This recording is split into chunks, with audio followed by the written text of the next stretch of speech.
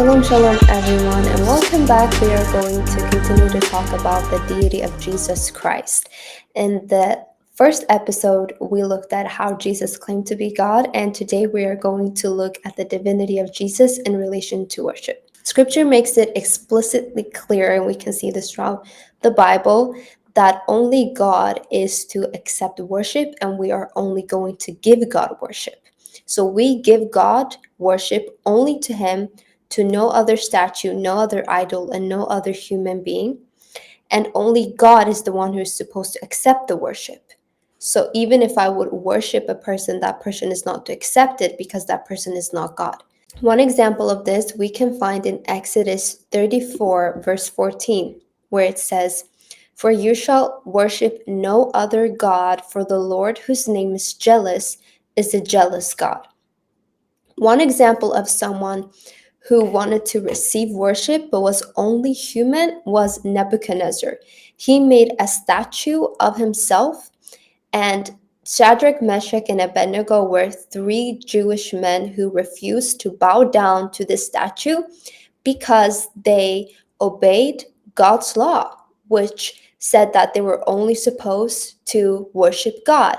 And we can see this in Daniel 3:15, where it says, "Now if you are ready when you hear the sound of the horn, pipe, lyre, trigon, harp, bagpipe, and every kind of music," this is Nebuchadnezzar speaking, "to fall down and worship the image that I have made, well and good. But if you do not worship, you shall immediately be cast into a burning fiery furnace. And who is the God who will deliver you out of my hands?"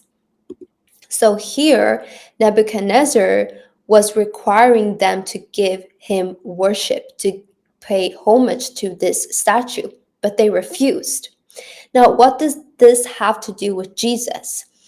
Jesus accepted worship, and there were a few instances in the Bible actually where people worshiped him, and he did not refuse it.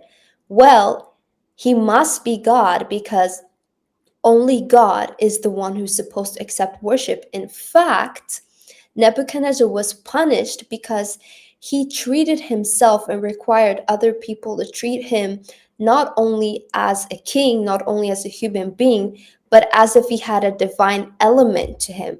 And so he looked at all of his accomplishments as if it all came from him. But he was not divine. He was not divine in the sense that he was not God. And so he was punished for that. But Jesus Christ accepted worship. Where? Let's see. Let's begin with John 9:38, where it says, "He said, 'Lord, I believe,' and he worshiped him."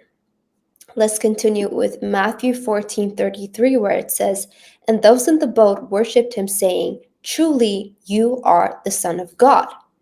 Let's look at Matthew 28, verse 17, where it says, "And when they saw him, they worshipped him, but some doubted." In Hebrews 1, verse 6, it says, "And again, when he brings the firstborn into the world, Jesus, he says, 'Let all God's angels worship him.'" Let's look at Luke 24:52, where it says, "And they worshipped him and returned to Jerusalem with great joy." So here we see people giving Jesus worship. And remember, we're only supposed to give worship to God.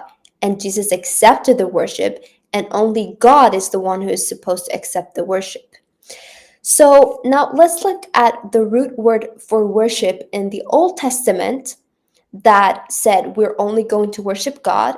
And let's look at the root word for worship in the New Testament in one of the verses we saw and see if it's portraying the same idea of worship. So in the Old Testament, we're going to look at the word for worship in Exodus 34:14, and we're going to look at it in Hebrew. And the word for worship means the following.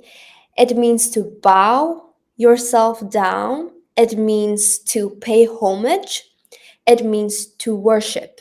So that's what it means in the Old Testament. The verse we read where it says we're not supposed to worship anyone but God. And in John 9:38, where it says that there was a man who worshiped Jesus, we're going to see the root word for worship in Greek. And the idea that is portrayed is the same. It's to worship, pay homage, and to kneel down.